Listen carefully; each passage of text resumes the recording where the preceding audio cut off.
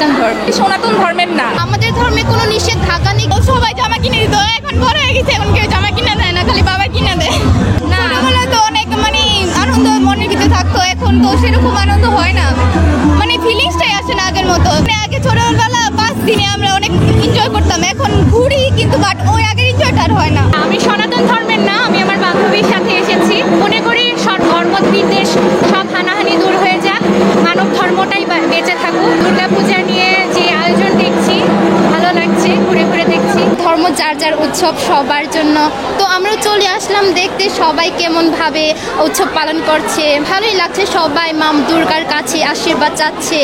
আমি খ্রিস্টান ধর্ম, আমার বান্ধবী দাদা ওনারা হচ্ছে হিন্দু, আমরা একই জাতি কিন্তু আমরা ধর্ম আলাদা। ওয়ালটন এখন দেশের সীমানা পেরিয়ে পৌঁছে গিয়েছে 50টিরও বেশি দেশে।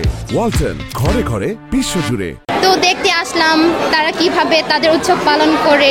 আমাদের ধর্মে কোনো নিষেধাজ্ঞা নেই, কিন্তু প্রণাম করা নিষেধ। আমরা যেতে পারি, আমাদের কোনো সমস্যা নেই। আমি বেসিক্যালি সনাতন ধর্মের না, তো আমি এসেছি আমার এক দাদার সঙ্গে।